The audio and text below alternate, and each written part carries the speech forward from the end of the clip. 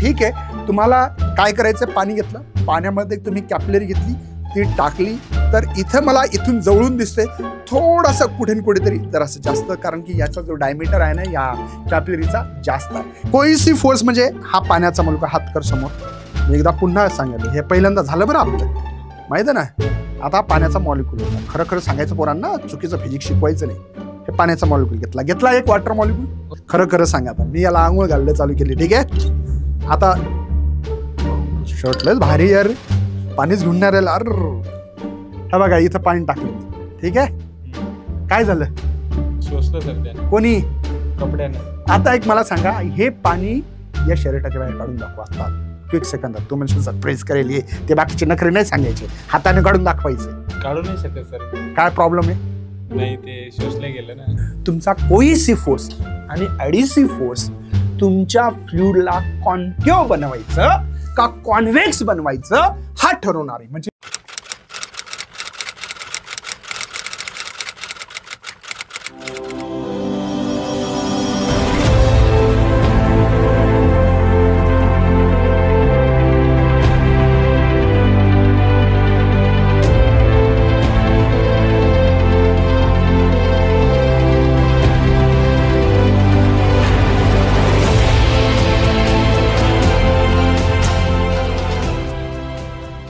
Hello विद्यार्थी मित्रांनो, मी सगळ्यांचं स्वागत करत आहे आपल्या मुकेश सर यूट्यूब चॅनलवर. या चॅनलवर मराठीतून व्हिडिओ बनवले जात आहे आणि प्रॅक्टिकली खूप गोष्टी समजून सांगण्याचा आम्ही प्रयत्न करत आहे. पण निश्चित तुम्ही याचा उपयोग घेत असाल. आजचं सेशन खूप जबरदस्त होणार आहे. फक्त सर्वात महत्त्वाचं आहे पेशन्स असले पाहिजे. नाहीतर काय होतं, आपल्याकडे पेशन्स असेल तर आपण अर्धवट लेक्चर सोडतो आणि ते अर्धवट नॉलेज हे पॉयझन असतं. मी तुम्हाला पुन्हा सांगू इच्छितोय की लक्ष असू द्या, पूर्ण सेशन बघा. भलं तुम्ही त्याची स्पीड वाढून बघू शकता, पण निश्चित बघा. चला, आज आपल्याला अँगल ऑफ कॉन्टॅक्ट नावाचा जो काही प्रश्न आहे तो प्रश्न 2011, 14, 22ला आलेला आहे आणि हा महत्त्वाचा प्रश्न आहे. साधी डेफिनेशन आहे. मी डेफिनेशन तयार करून दाखवणार आहे तुम्हाला. कशी तयार करावी डेफिनेशन्स. का डेफिनेशन घोकणपट्टी करूनच पाठ केलं जातं का, तर असं बिलकुल नाही आहे. चला सुरुवात करू. सर्वात आधी माझ्याकडे एक मी या ठिकाणी ग्लास घेतलं, त्या ग्लासमध्ये पाणी घेतलं आणि एक कॅपिलरी टोप घेतली. ठीक आहे, इथं थोडंसं तुम्हाला इथं दिसण्याचे प्रॉब्लेम मी बघितलं, रेकॉर्ड करून दिसत नाही आहे, पण ठीक आहे. तुम्हाला काय करायचं, पाणी घेतलं, पाण्यामध्ये तुम्ही कॅपिलरी घेतली, ती टाकली, तर इथं मला इथून जवळून दिसते थोडंसं कुठे ना कुठेतरी जरासं जास्त, कारण की याचा जो डायमीटर आहे ना या कॅपिलरीचा जास्त आहे. ही कॅपिलरी ज्यावेळेस घेसाल तर त्याचा खूप डायमीटर खूप छोटा घ्यायचा आहे, खूप छोटा, आणि ते पाण्यामध्ये टाकायचं आहे. टाकल्यानंतर तुम्हाला कळेल की तुमचं पाणी थोडंसं, तुम्हाला जर कदाचित दिसलं तर निश्चित त्याचा उपयोग घ्याल अशी अपेक्षा व्यक्त करतोय. हे थोडंसं पाणी वर आलेलं दिसत असेल कदाचित तुम्हाला इथे, तर बघा थोडं पाणी वर आलेलं दिसतं आणि ते पाणी वर आलं खरं, पण ते पाणी वर येताना त्याचा जो काही पाण्याचा शेप आहे तो थोडासा वेगळा आहे. मी याच जी काही कॅपिलरी माझ्याकडे आहे ही ओपन पाहिजे, ॲक्च्युली इथे ओपन पाहिजे. ठीक आहे, आपण त्याला ओपन करणार आहात. या ठिकाणी हे ओपन पाहिजे. ठीक आहे, तर या ठिकाणचा हा शेप जो आहे तर कसा दिसणार, याला झूम करणार आहे. FBD डायग्राम नाव ऐकलं, फ्री बॉडी डायग्राम. या डायग्रामला मी या ठिकाणी काढतो, फक्त कॅपिलरी काढतोय. ठीक आहे, आणि तिच्या पाणी कसं वर गेलं आणि त्याच्याबद्दल मी एक डेफिनेशन्स कशी तयार करून देणार आहे ती निश्चित लक्षात घ्या. याला बघा, मी FBD म्हणतात त्याला, ही कॅपिलरी काढली, मोठी काढली, कारण की दिसायला पण पाहिजे. त्यावेळेस हे जे काही पाणी आहे वर गेल्यानंतर या पाण्याचा शेप असा आहे. म्हणजे ॲक्च्युली इथे हे पाणी आहे असं, आता हे पाणी इथपर्यंत आहे, पण पाणी याच्यात राईज झालं म्हणता येईल आपल्याला, आणि इतकं पण होत नाही, थोडंच होत असते. मी तुम्हाला जसं दाखवलं दिसत पण नाही तुम्हाला, तर तिथे लक्षात घ्या थोडंसं वर आलेलं दिसेल तुम्हाला. हां, त्याचा डायमीटर जर छोटा असला तर आणखीन पाणी वर येऊ शकते. पण आता हे जे काही पाणी आहे तुम्हाला या पाण्याचा शेप इथपर्यंत आलेला आहे, लक्षात येतं. मग याला झूम करून पाहिला असं म्हणा, FBD म्हणण्यापेक्षा. लक्षात आलं. याचे डेफिनेशन्स तयार करत असताना काय बोलतो ते नीट लक्षात घ्या. सर्वात आधी तुम्ही वरून बघायचं आहे असं, या कॅपिलरीमध्ये हे सॉलिड आहे, कॅपिलरी म्हणजे सॉलिड आहे, इथं लिक्विड आहे. यांचा सर्वात आधी कॉन्टॅक्ट कुठे झाला तर इथे झाला. हा इथे कॉन्टॅक्ट झालेला आहे, दिसतं. या बाजूनं म्हटलं तर इथे झाला, जिथे वाटेल तिथे घ्या, एकतर लेफ्ट घ्या किंवा राईट घ्या, तुम्हाला जे योग्य वाटेल ते. ठीक आहे. आता सर्वात आधी कुठला पॉइंट घेतला तुम्ही बरं, जिथं सॉलिडचा आणि लिक्विडचा कॉन्टॅक्ट झालेला आहे तो पॉइंट आपण घेतला, बरोबर आहे. आता बघा तुम्हाला टँजंट ड्रॉ करायचा free surface of the liquid. बघा टँजंट ड्रॉ करायचा free surface of the liquid केला आहे. हे free surface of the liquid बघायचं, त्याला टँजंट ड्रॉ करायचा. आणि एक टँजंट ड्रॉ करायचा आहे inside the solid, sorry inside the solid. म्हणजे सॉलिडला, हे सॉलिड आहे त्याला टँजंट ड्रॉ करा, पण तो कुठे इनसाइड द लिक्विड. या दोघांमध्ये जो काय अँगल आहे त्या अँगलला अँगल ऑफ कॉन्टॅक्ट असं म्हणतात. बघा अँगल ऑफ कॉन्टॅक्ट असं म्हणायचं. बघा अँगल ऑफ कॉन्टॅक्ट असं म्हणायचं. लक्षात आलं काय काय म्हटलं मी. एक असा पॉइंट निवडायचा जिथं पाण्याचा आणि सॉलिडचा म्हणजे लिक्विडचा आणि सॉलिडचा कॉन्टॅक्ट झाला, तिथून free surface of the liquid. तुम्ही म्हणसाल सर या बाजूने काढता येईल, हो काढता येईल, काही अडचण नाही. ठीक आहे, इथे तुम्हाला काय करायचंय, फ्री सरफेस ऑफ द लिक्विडला टँजंट ड्रॉ करा, एक इनसाइड द लिक्विडला टँजंट ड्रॉ करा. यांच्यामधील अँगलला अँगल ऑफ कॉन्टॅक्ट असं म्हणतात. आणि हा छोटा 90 पेक्षा छोटा अँगल असेल तर त्याचं नाव आपण देऊ शकतो ॲक्यूट अँगल. नाव काय देऊ शकतो, ॲक्यूट अँगल. ॲक्यूट अँगल का बरं, 90 पेक्षा कमी मापाच्या अँगलला ॲक्यूट अँगल असं म्हणतात. नीट लक्षात आलं. हे डेफिनेशन तुम्हाला इथे वाचायला भेटेल. मी जे बोललो ते बघा, द अँगल आहे थिटा आहे, the tangent make to the free surface of the liquid. Free surface of the लिक्विडला टँजंट ड्रॉ करा, केला sir. At the point, point कोणता घ्यायचा, contact with the wall of vessel inside the liquid. आणि एक जिथून तुमचा तो पॉइंट आहे तिथून इनसाइड द लिक्विडला टँजंट ड्रॉ करायचा सॉलिडला. त्याच्यामधील असणाऱ्या अँगलला अँगल ऑफ कॉन्टॅक्ट असं म्हटलं जातं. लक्षात येतं. पुन्हा एकदा, angle which tangent make to the free surface of the liquid. Free surface of लिक्विडला टँजंट ड्रॉ केला हा. ॲट द पॉइंट, पॉइंट कोणता घेतला पण, कॉन्टॅक्ट दिसत आला सॉलिड लिक्विडचा. ठीक आहे, wall vessel inside the liquid. आणि दुसरा एक इनसाइड द लिक्विडच्या एक टँजंट ड्रॉ करायचा. आणि हे दोन्ही टँजंट ड्रॉ हे लिक्विडच्या साईडनं असले पाहिजे, इनसाइड असले पाहिजे. तुम्हाला वाटेल की टँजंट ड्रॉ करायचा वर करू का, नाही. इकडे करू का, नाही. कुठे करायचा आहे, लिक्विडच्या इनसाइडलाच करायचे. यालाच आपण अँगल ऑफ कॉन्टॅक्ट असं म्हणू शकतो. आता छोटा अँगल असल्यामुळे इथं तुम्ही कोणता अँगल म्हटला, ॲप्टूस अँगल, सॉरी ॲक्यूट अँगल म्हटला. मग ॲप्टूस अँगल पण बनतो का सर, हो बनतो, बघू आपण. आणि या सरफेसला कोणता सरफेस म्हणतात, तर हा आहे कॉनकेव सरफेस आहे. हा जो सरफेस आहे कॉनकेव. केव म्हणजे गुफा, केव म्हणजे गुफा. तर बघा हे गुफासारखा दिसतो, याला कॉनकेव म्हणा, याला कॉनकेव. बघा ही जी साईड आहे कॉनकेव साईड आहे, कॉनकेव साईड आहे. ही पण कोणती साईड आहे, कॉनकेव साईड आहे. ही जे दिसते लक्षात येतं ना. म्हणजे तुम्हाला 3 गोष्टी सांगितल्या, एक ॲक्यूट अँगल सांगितलं, अँगल ऑफ कॉन्टॅक्टची डेफिनेशन सांगितली, कॉनकेव सरफेस आहे ते पण सांगितलं. हा कॉनकेव सरफेस म्हणतात त्याला. चला नीट लक्ष द्या, हा कॉनकेव साईडच आपल्याला माहिती आहे. आता आपण काय करू, कॉन्व्हेक्स मिनास्कस कसा तयार होतो, कॉन्व्हेक्स कसा सरफेस तयार होतो ते बी बघू. सर्वात आधी मी आपल्याकडे मस्त एक जार घेतला. या जारमध्ये एक मोठा, याला झूम करून घेतो मी, नाही तर तुम्हाला वाटेल एवढं मोठा असतं का सर कॅपलेरी. नाही, कॅपलेरी तर इतका छोटा पार्ट आहे. तुम्हाला काय सांगावं की एखादा केस जावा, आपला हा केस जाईल इतका फक्त छोटा डायमीटर असला पाहिजे. ती खूप चांगली परफेक्ट कॅपलेरी आहे असं म्हणता येईल तुम्हाला. बघा इथे मस्तपैकी रपचिक रपचिक रपचिक घेतलं. इथे तुमचं पाणी होतं असं, आणि इथे तुमचं बघा, ठीक आहे. आणि हे पाणी समजा वर गेला असेल, जात नाही तसं तसं तर फॉल होत असते. ते मी कॅपलरी ॲक्शनमध्ये शिकवणार आहे तुम्हाला. या ठिकाणी आता माझं जे काही फ्लुइड आहे त्याने असा आकार घेतला, ठीक आहे. इथे तुमच्या एक लक्षात आला असेल, हा जो काही सरफेस आहे बघायचा. सर्वात आधी सॉलिड लिक्विडचा कुठे कॉन्टॅक्ट झाला, वरून बघितलं तर इथे झाला सर, या बाजूने बघितलं तर इथे झाला. टँजंट ड्रॉ करायचं free surface of the liquid. Free surface of the लिक्विडला टँजंट ड्रॉ झाला, फ्री सरफेस ऑफ द लिक्विडला. आणि एक जो झाला इनसाइड द लिक्विड. काय काय म्हटलं, फ्री सरफेस लिक्विडचा आहे तिथं टँजंट ड्रॉ करा. एक इनसाइड द लिक्विड इथे ड्रॉ करा. यांच्यामधील जो काही अँगल आहे त्यालाच अँगल ऑफ कॉन्टॅक्ट असं म्हणतात. काय म्हणतात त्याला, अँगल ऑफ कॉन्टॅक्ट असं म्हणू शकता. आणि हा अँगल 90 कोनासमोरील जर जास्त असेल त्याला ॲप्टूस अँगल असा शब्द वापरतो. ॲप्टूस अँगल शब्द वापरतो. ॲप्टूस अँगल शब्द आहे.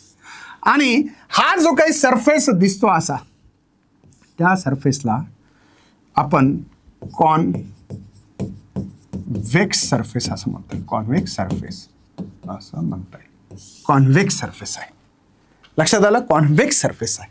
आणि हे होतं खरंच मर्क्युरी. याची जी जर तुम्ही घेतलं मर्क्युरी तर इथं तुम्हाला भेटतं. तर अँगल ऑफ कॉन्टॅक्टची डेफिनेशन समजली असेल अशी अपेक्षा व्यक्त करतो. Angle with the tangent make to the free surface of the liquid. Free surface of the liquid करायचा at the point of contact है ना, with the wall of vessel inside the liquid. एक इनसाइड द लिक्विडच्या मधला तुम्हाला tangent draw करायचा. यांच्यामधील अँगलला angle of contact असं म्हणतात. खूप डेफिनेशन जबरदस्त सांगण्याचा प्रयत्न केला. तुम्हाला आवडला असेल तर निश्चित लाईक कॉमेंट करा आणि शेअर करा. यार कॉमेंट होणं महत्वाचं आहे. का बरं? कारण की मला कळेल की तुम्हाला किती प्रकारे समजून राहिलं, किती समजते पर्सेंटेजमध्ये. चला आता आपल्याला एक कॉन्केव सरफेस कसं काय बनत असेल, हा कॉन्केव किंवा ॲक्यूट अँगल का बनत असेल हिच्याबद्दल माहिती द्यायची. किंवा कॉन्केव सरफेस का बरं बनत असेल, काय हिस्ट्री असेल. आता इथे लिहित असताना ताण घ्यायचा नाही. फिजिक्समध्ये कोणतेही ग्रामर चेक केले जात नाही. तुमचं सेंटेन्स मागे पुढे झाले कोणी चेक करत नाही. मिनिंग कळायला पाहिजे, अर्थ कळायला पाहिजे. लक्षात येऊ द्या. ठीक आहे, तुमच्या ओन भाषेत लिहू शकता. हा जो काही सरफेस आहे मी स्वतः डायग्राम ड्रॉ करतोय आणि समजून सांगण्याचा प्रयत्न करतोय. बघा, उघडा डोळे, बघा नीट. इथे तुमचा हा सॉलिड पार्ट आहे. सॉलिड आहे बघा, हे सॉलिड दिसतं. इकडे तुम्हाला लिक्विड पार्ट आहे. लिक्विड पार्ट आहे. हा काय आहे? सॉलिड आहे. हा लिक्विड आहे. बरं, लक्षात आलं? सॉलिड आणि लिक्विड पार्ट आहे. बरं, काय होणार आहे आता नीट लक्ष देसाल तुम्ही काय सांगतोय ते. हा सॉलिड आहे, हा लिक्विड आहे. बरोबर आहे. आता तुम्हाला सर्वात आधी हा सॉलिड म्हणजे इकडे काहीतरी आहे. मी इकडे काहीतरी ग्लास इकडे असेल, लाकूड असेल, जे काय असेल ते सॉलिड आहे. आणि इकडं तुमचं पाणी घेतलंय. ठीक आहे. आता नीट लक्षात घ्या. पहिल्यांदा सर्वात आधी तुम्हाला सर्च करायचा तुमचा कॉन्टॅक्ट पॉईंट कुठे आहे. म्हणजे हे लिक्विडचा मॉलिक्युल्स आहे, हे या सॉलिडला चिपकला. आणि इकडं पाणी मला माहिती आहे. बघा, हे फ्लुइड आहे. इकडे असं पाणी म्हणा, फ्लुइड कोणतं जे काय असेल ते. बघू हा कोणता शेप बनवणार आहे याच्याबद्दल आपल्याला चर्चा करायची. लक्षात येतं? आता या ठिकाणी या कोणाचा ए मॉलिक्यूल कोणता आहे? वॉटरचा. आपण वॉटरच म्हणू याला डायरेक्ट. वॉटरचा आहे. तो कशाला चिपकला? सॉलिडला चिपकला. जर तुम्हाला इंटरमॉलिक्युलर फोर्समध्ये 2 टाइप्स असतात, कॉमेंटमध्ये निश्चित लिहा कोणते 2 टाइप्स आहेत ते. ठीक आहे ना? कोणते फोर्सेस आहेत? एक आहे, आता आधी लिहायचं नंतर बघायचं व्हिडिओ स्टॉप करून. एक आहे कोहिसिव्ह आणि अडहिसिव्ह फोर्स आहे. मला सांगा अडहिसिव्ह फोर्स म्हणजे काय? हा जो तुमचा आहे अडहिसिव्ह फोर्स म्हणजे काय?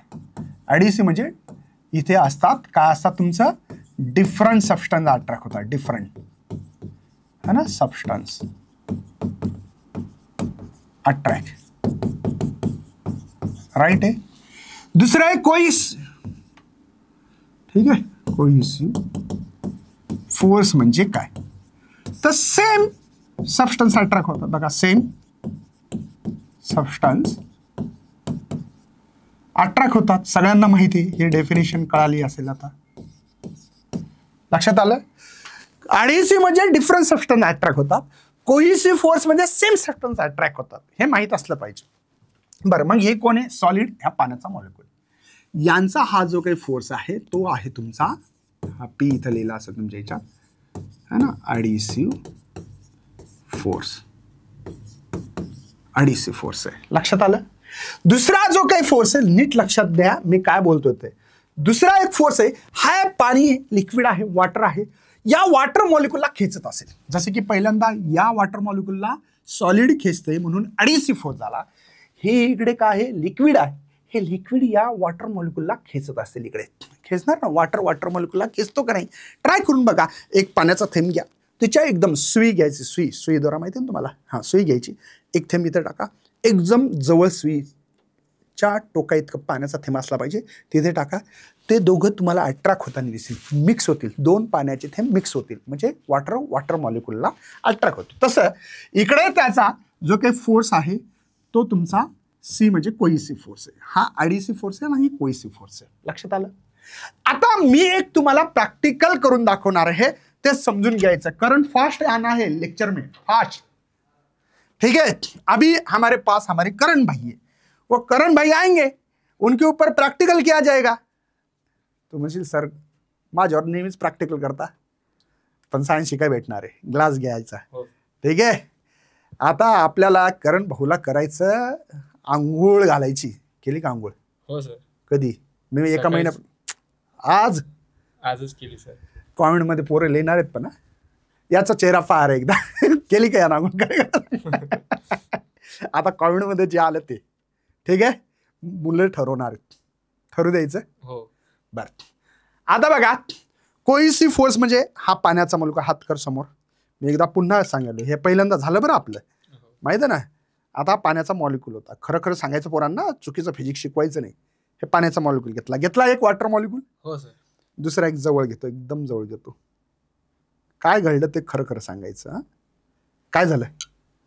दोन मॉलिक्यूल झाले सर, वेगळे ठिकाणी ठेवले होते मी. हो. दाखव यांना. हे बघा, एकच मॉलिक्यूल म्हणजे एकच तयार झाला वॉटरचा ड्रॉप. मी 2 ड्रॉप टाकले होते, एकत्र झाला. तो हे कोइसिव्ह फोर्स आहे का नाही? हो. आंघोळ केली का? हो. नक्की. हो. बघ बरं. चला याला आंघोळ घालू आपण. खरं खरं सांगा. आता मी याला आंघोळ घाललं चालू केली. ठीक आहे. आता शर्टलंच भारी यार, पाणीच घेऊन नाही राहिलं. अर हा बघा, इथं पाणी टाकलं मी. ठीक आहे. काय झालं? शोषलं सर त्याने. कोणी? कपड्यानं. आता एक मला सांगा, हे पाणी या शर्टाच्या बाहेर काढून दाखवा आता क्विक सेकंदात. तो म्हणजे सरप्राईज करेल हे, ते बाकीचे नखरे नाही सांगायचे, हाताने काढून दाखवायचे. काढू नाही शकत सर मी. काय प्रॉब्लेम आहे? नाही, ते शोषले गेलं ना. म्हणजे एक हे वॉटर मॉलिक्यूल आणि हे फॅब्रिक आहे. हो. याला अट्रॅक्ट केलं का नाही? डिफरंट सबस्टन्स झाले. हो. पण फोर्स आहे का नाही दोघांमध्ये? हो आहे. हा फोर्स कसा आहे, जास्त आहे का कमी आहे? हा जास्त आहे. पाण्याच्या मॉलिक्यूल, या 2 पाण्याच्या थेंबाला मी वेगळं केलं बघ. हो. आता हे 2 पाण्याचे थेंब जरी असले बघा, हे पाण्याचा एकच होता, मी वेगळं केलं बघा. याला वेगळं लगेच करणं शक्य आहे. हो. पण या फॅब्रिक आणि वॉटर हे जे काही आहे यांना वेगळं करणं शक्य नाही. समजलं का? हो सर. बसा आता, बस झालं. ठीक आहे. तर इथे तुम्हाला ऍडिसिव्ह फोर्स जास्त आहे. कोणता फोर्स आहे? ऍडिसिव्ह फोर्स जास्त आहे, कोइसिव्ह फोर्स कमी आहे. म्हणजे वॉटर मॉलिक्यूलला कमी खेचतो, पण तुमचा वॉटर अँड सॉलिड मॉलिक्यूल जास्त आहे, म्हणून इथे ऍडिसिव्ह फोर्स जास्त आहे. कोणता फोर्स जास्त आहे बघा, मी इथे लिहितोय, तुम्हाला लिहून दाखवतोय. ऍडिसिव्ह फोर्स हा जो आहे हा ग्रेटर आहे कोणापेक्षा? कोइसिव्ह फोर्स पेक्षा. कोइसिव्ह फोर्स पेक्षा ऍडिसिव्ह फोर्स जास्त आहे. ऍडिसिव्ह फोर्स जास्त, कोइसिव्ह फोर्स कमी आहे. हे तुम्हाला कळालं असेल अशी अपेक्षा व्यक्त करतो आणि समोर जातो. आता मला सांगा, रिझल्टंट फोर्स कुठे येईल? बघा, रिझल्टंट फोर्स इकडे येईल कुठेतरी. असा का बरं? त्याचं कारण पण भेटेल तुम्हाला. बघा, रिझल्टंट बघा इकडे येईल ऍडिसिव्ह फोर्स, कारण ऍडिसिव्ह फोर्स जास्त आहे. आता मला सांगा, हे 2 फोर्स आहेत बघा. हा 10 न्यूटन फोर्स आहे, हा 10 न्यूटन फोर्स आहे. यांचा रिझल्टंट इथे भेटेल. राईट, मध्ये भेटणार, मध्ये भेटेल का नाही? एफ नेट फोर्स इथे भेटेल. पण जो फोर्स जास्त तिच्याकडे माझा रिझल्टंट फोर्स थोडासा टर्न केला जाईल. जसं की मला 10 न्यूटन फोर्स असा खेच होता, कोणी 10 न्यूटन नाही इकडे, मी ना इकडे जाईल, इकडे. तसं इथे पण आहे. हा कोइसिव्ह फोर्स आहे, हा ऍडिसिव्ह फोर्स आहे. याचा रिझल्टंट इथं भेटला आणि रिझल्टंटला जो परपेंडिक्युलर काढणार, नॉर्मल काढणार, टँजेन्शियल फोर्स, तो तुमच्या फ्लुइडचं, लिक्विडचा शेप बनवत असतो. म्हणजे याला जर परपेंडिक्युलर काढला तर काहीतरी असा भेटणार आहे आपल्याला, असा. राईट आहे, असा भेटणार आहे. हा जो दिसतो तुम्हाला, हा तुमचा टँजेन्शियल आहे सर. हा तुमचा टँजेन्शियल आहे. हे बघा, हा टँजेन्शियल आहे. परपेंडिक्युलर वाटला बी पाहिजे, परपेंडिक्युलर आहे. म्हणून तुमचा हा जो काही शेप आहे, म्हणजे हे व्हाईट कलरचं मी मिटून टाकतो आता. याचा अर्थ असा आहे सर, याचा अर्थ असा आहे की तुमचं फ्लुइड असा शेप घेणार बघा, असा. बघा, हिच्याद्वारे हे जे रेड पेन आहे ना, रेड पेननं जे लाईन ड्रॉ केली त्याला टँजेन्शियल, त्या फ्लुइडला टँजेन्शियल असतो हा. म्हणजे याचा अर्थ असा आहे, तुमचा कोइसिव्ह फोर्स आणि ऍडिसिव्ह फोर्स तुमच्या फ्लुइडला कॉन्केव्ह बनवायचं का कॉन्व्हेक्स बनवायचं, हा ठरवणार आहे. म्हणजे हा सेफ कोणता आहे तुमचा, कॉन्केव्ह सरफेस आहे. कॉन्केव्ह सरफेस आहे. हा कॉन्केव्ह सरफेस का बनला, या कोइसिव्ह फोर्स आणि ॲडिसिव्ह फोर्सनं रिझल्टंट काढला आणि त्या रिझल्टंट फोर्समुळं आपल्याला एक टँजेन्शियल सरफेस काढल्यावर तो सरफेस त्या फ्लुइडचा असू शकतो.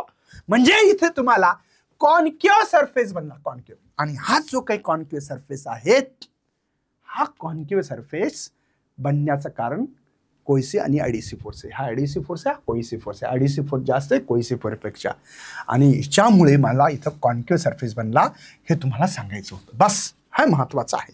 म्हणजे याचा अर्थ असा आहे की बाबा या ठिकाणी हे जे बनलाय तुम्हाला जो दिसतोय बघा, हा ॲडिसिव्ह फोर्स, हा कोइसिव्ह, हा याला परपेंडिक्युलर काढायचं, पण रिझल्टंट टँजेन्शियलला परपेंडिक्युलर असलं पाहिजे, है ना. आता माझं थोडंसं डायग्राम काढताना इतकी परफेक्ट नसेल आली, पण तुमच्या लक्षात आलं असेल मला काय शिकवायचं ते. ठीक आहे. म्हणजे हा कॉन्केव्ह सरफेस का बनला, आणि हा जो अँगल आहे तो ॲक्युट अँगल आहे 90 कोनापे. हे तर आर आणि टी मधला अँगल आहे 90, पण हा जो अँगल आहे हा 90 कोनापेक्षा छोटा आहे. 90 कोनापेक्षा छोट्या अँगलला हा कशातला असला पाहिजे माहिती आहे ना तुम्हाला, हे आणि हे जे काही सरफेस दिसते है ना, तुम्हाला मी अँगल ऑफ कॉन्टॅक्ट शिकवलेला आहे. आता याच्यात मी गोंधळ करून देणार नाही. ठीक आहे. चला आता आपल्याला कॉन्व्हेक्स किंवा ॲप्टूस अँगल बघायचा. ॲक्यूट अँगल तर कळालं ना तुम्हाला, हे जे काही छोटा अँगल आहे ॲक्यूट अँगल बनला ना, छोटा अँगल. आता आपल्याला ॲप्टूस अँगल बघायचा. एक कोरं पेज घेतो, माझ्या हाताने डायग्राम ड्रॉ करतो. बघा तुम्हाला या ठिकाणी हा पार्ट जो आहे इकडला सॉलिडचा आहे आणि हा लिक्विड आहे. कोणतं तरी लिक्विड असेल, ते लिक्विड माहिती पण असेल तुम्हाला, मर्क्युरी असते, मी ही सांगून देतो. चला तुम्हाला सर्वात आधी एक शेप म्हणजे एक पॉईंट घ्यायचा आहे, जो ए आहे तो लिक्विड सॉलिडला चिपकलेला आहे. म्हणजे या जो काही फोर्स दिसतो तो पी, हा ॲडिसिव्ह फोर्स आहे, सगळ्यांना माहीतच झाला आता. हा ॲडिसिव्ह फोर्स आहे, ॲडिसिव्ह फोर्स आहे. आता ठीक आहे. या ठिकाणी नीट लक्षात घ्या, मर्क्युरीचं जर तुम्ही ड्रॉप पाहिला तर 2 ड्रॉप आहेत. एक आपल्याकडे पाण्याचा तुमच्या हातावर टाकून बघा, चपटा दिसला, असा चपटा, असा चपटा बनल. हा तुमचा वॉटरचा ड्रॉप असेल बघा, वॉटर ड्रॉप असेल, आणि एक असेल असा एकदम स्पिअर असेल, हा तुमचा एचजीचा ड्रॉप आहे. एचजी ड्रॉप आहे म्हणजे हा जो ड्रॉप आहे एचजीचा आहे, म्हणजे मर्क्युरीचा आहे आणि वॉटरचा आहे. ठीक आहे. असं का बरं होत असेल सर, कारण काय असेल इथे की वॉटरचा एकदम मस्त असा चपटा होणार आहे, एचजी ड्रॉपचा एकदम गोल होणार आहे, जसे की तुम्ही काच्या गोळ्या खेळल्या असेल, पखानी गोळी खेळली असेल, असा दिसतोय. कारण काय, तर कारण तुम्हाला सांगतो, याच्यातला कोहिसिव्ह जो फोर्स आहे, मर्क्युरीच्या मॉलिक्यूलला जास्त खेचतो आणि सरपट टेन्शन कारण आहे. आणि इथे वॉटर मॉलिक्यूलला इतका जास्त खेचत नाही. कोहिसिव्ह फोर्स एवढा जास्त नाही आहे, कोहिसिव्ह फोर्स आहे पण कमी आहे, इथं खूप जास्त आहे. म्हणजे इथला जो मी घेणार आहे तो कोहिसिव्ह फोर्स खूप तगडा असणार आहे सर. बघा कोहिसिव्ह फोर्स खूप जास्त असणार आहे. ठीक आहे. आणखीन बिन काढतो आतमध्ये, इकडं फ्लुइड आहे बरं, हे फ्लुइडच आहे. ठीक आहे. मी थोडासा आणखीन घेतो असा. ठीक आहे. कोहिसिव्ह फोर्स वाटायला थोडा जास्त आहे. हे ॲडिसिव्ह फोर्स आहे, हा सी म्हणजे कोहिसिव्ह फोर्स आहे. आता कोहिसिव्ह फोर्स जास्त आहे तर रिझल्टंट कसा येईल बरं, त्याचा रिझल्टंट या दिशेला येईल. कळतं का? कोहिसिव्ह फोर्सकडे का बरं रिझल्टंट जास्त मोडला तुम्ही, मधात ठेवायला पाहिजे होता असा कुठेतरी. असा का आला, कारण की जो फोर्स जास्त त्याच्याकडे रिझल्टंट टिल्टेड होत असतो. ठीक आहे. कळालं? हा ॲडिसिव्ह फोर्स, हा कोहिसिव्ह फोर्स. रिझल्टंट फोर्स इथे का आला, कोहिसिव्ह फोर्सकडे का आला, कारण की हा फोर्स जास्त असतो कशामध्ये, मर्क्युरीमध्ये. मग आता याला टँजेन्शियल ड्रॉ करा सर. बघा याचा टँजेन्शियल जो काय आहे तो 90 कोनामध्ये असला पाहिजे. तुमच्या लक्षात आला असेल कदाचित की हा टँजेन्शियल तुम्हाला कळाला. लक्षात आलं? कळालं? हा रिझल्टंट आहे, हा टँजेन्शियल आहे. याच्यावरून आपल्या फ्लुइडचा सरफेस डिसाईड झालेला आहे. आपलं जे काही फ्लुइड आहे मित्रांनो, हे फ्लुइड कदाचित हे असं असं असं असं असं असणार. एक इकडे बिन पार्ट असेल जसा तिकडे आहे तसा. लक्षात येतं? म्हणजे हा तुमचा शेप असा फ्लुइडने घेतला आहे, हा त्याचा अर्थ आहे. याला टँजेन्शियल असतं ना, फ्लुइडला टँजेन्शियल काढत असतो आपण. ठीक आहे. हे फ्लुइड आहे. हे फ्लुइड कोणतं आहे तर आपल्याला झालेलं आहे एच जी आहे, म्हणून एच जी मर्क्युरी आहे.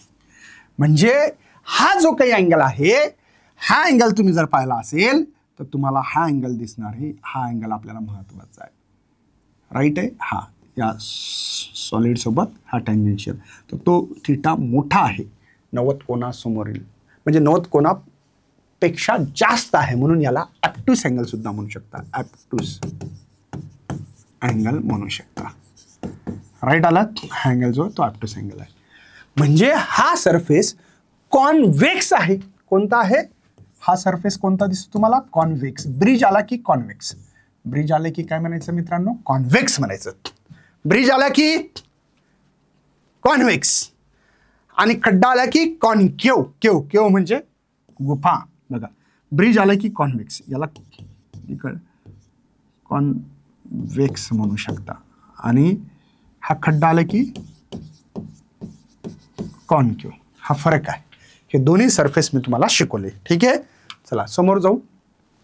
झिरो अँगल येऊ शकतो का सर? झिरो अँगल येऊ शकतो का? चला आपल्याला zero angle of contact equal to zero कसा येऊ शकतो? चला बघा, इथे सेम टू सेम हा पार्ट सॉलिडचा आहे. तुम्हाला पुस्तकं ओपन करून बसत जा आपण. हा लिक्विडचा आहे, हा कदाचित कळाला असेल. हा सॉलिड आहे, हा लिक्विड आहे. मी इथं सर्वात आधी शोधला की पॉइंट, हा कोणता पॉइंट आहे? हा कोणता पॉइंट आहे जिथं पाणी आणि सॉलिड काय झालेला आहे माहिती आहे ना? कॉन्टॅक्ट झालेला. हा ए आहे, हा आपला ॲडिसिव्ह फोर्स आहे पाण्याचा येण्याचा, हे पी आहे. हा तुम्ही त्याला नाव देऊ शकता ॲडिसिव्ह फोर्स. बराबर आहे, काय टेन्शन आहे? तुम्हाला इथं काही दिसतं असं की हे जे लिक्विड आहे ना, हे प्युअर लिक्विड आहे, प्युअर. आणि प्युअर लिक्विडमध्ये एक प्रॉब्लेम आहे भाऊ, की पाण्याचा मॉलिक्यूल पाण्याच्या मॉलिक्यूलला खेचत नाही. पाण्याचा मॉलिक्यूल है ना, पाण्याच्या मॉलिक्यूलला खेचत नाही, बिलकुल नाही खेचत. सरकस काय, पाण्याचे मॉलिक्यूल तर खेचताना दिसले, पण मी प्युअर वॉटर म्हणलं. प्युअर वॉटर कोणतं सर? जे बिस्लरीचं पितो ते नाही सर, बॅटरी टाकतो नाही, म्हणजे तिच्यात कोणतेच मूलद्रव्य राहिले नाही पाहिजे, खतम. तसं पाणी घ्या, ते पाणी पाण्याच्या मॉलिक्यूलला चिपकत नाही. जसं तुमच्या घरात पाणी आहे, ते पाणी घ्या, एकमेकाजवळ ठेवा, ते चिपकतात. पण प्युअर वॉटरला कधीही चिपकत नाही, म्हणजे कोईसी फोर्स नसतो त्याच्यात. म्हणजे इकडे जो फोर्स होता ना, हा असा फोर्स जो दिसला होता तुम्हाला, कोईसी फोर्स, हा गायब आहे. म्हणजे मी इथं लिहितो वाटलं असतं, कोईसिव्ह फोर्स हा तुमचा झिरो आहे. ठीक आहे, म्हणजे तुम्ही ही लाईन कट करा, मी कट करतोय, ही लाईन कट होणार आहे. ठीक आहे, म्हणजे एकच फोर्स आहे, ॲडिसिव्ह फोर्स. कोईसिव्ह फोर्स झिरो आहे, म्हणून रिझल्टंट तुम्हाला त्याच लाईनवर भेटणार आहे. हा रिझल्टंट पण त्याच. का बरं? मी म्हटलं भाऊ माझे दोन हात आहेत, एक इकडे आहे तुमच्याकडे, एक या साईडला राईटला आहे. मला तुम्ही खेचताय, इकडनं कोणी खेचत नाही, तुम्ही सरळ तुमच्याकडे येणार, असं येणार का नाही? म्हणून रिझल्टंट तोच आहे. ज्या दिशेने मी चाललो तो रिझल्टंट फोर्स आहे. कळालं? आता रिझल्टंटला टँजेन्शियल काढलं बघा, परपेंडिक्युलर असं टँजेन्शियल जे आहे पार्ट आहे तो परपेंडिक्युलर 90चा अँगल असला पाहिजे. आणि म्हणून या ठिकाणी तुमचा अँगल ऑफ कॉन्टॅक्ट झिरो आहे बघा, कारण की ते सरळ चिपकलं ना, अँगल काढताच येणार आहे. अँगल ऑफ जो काही कॉन्टॅक्ट आहे इज झिरो आहे. कसा झिरो आहे मी तुम्हाला दाखवतो. या ठिकाणी पाणी असं चिपकलं, असं कसा अँगल मोजणार आहे? अरे बाबा, अँगल ऑफ कॉन्टॅक्ट कसा मोजतात?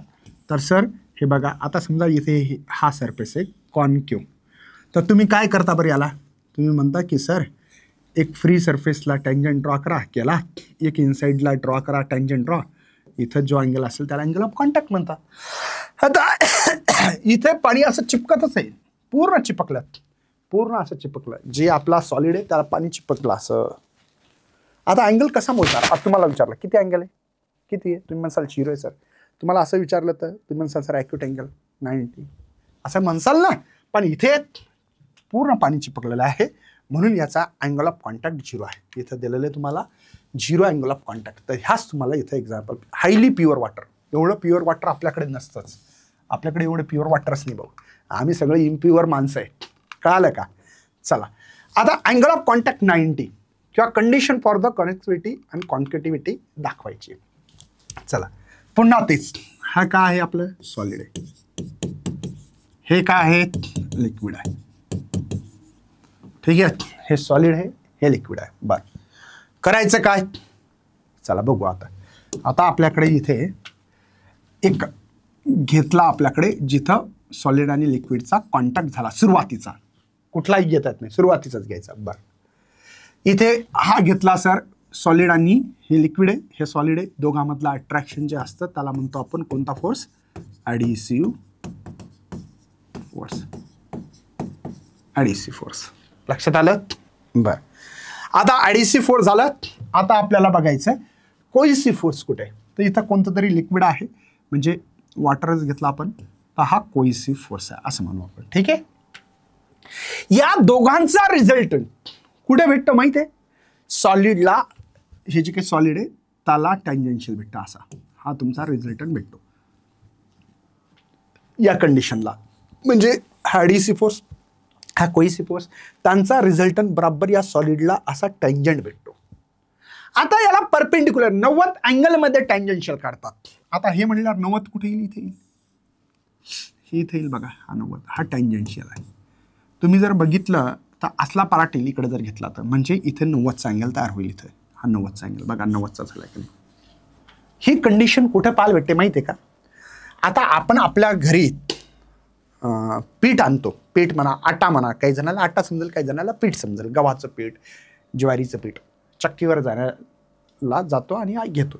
तर डब्यात जर केलं तर आपण त्या डब्यामध्ये पीठ असं भरू शकतो, दाबून दाबून, तर ते बरोबर असं भरू शकते. असं पाणी किंवा दुसरं लिक्विड असं एकदम इतकं शार्प 90चा अँगल बनवू शकत नाही. समजलं का? इथं तिच्यामुळे दिलेलं बघा, consider the hypothetical liquid. Liquid असं होत नाही. हायपोथेटिकल म्हणजे इमॅजिन करतो मी, angle of contact 90 given solid liquid container. ठीक आहे, मला वाटतं सगळ्यांना समजलं असेल अशी अपेक्षा व्यक्त करतो. आता समोर जातोय मी, क्वेश्चन नीट वाचा. Shape of liquid drop on solid surface.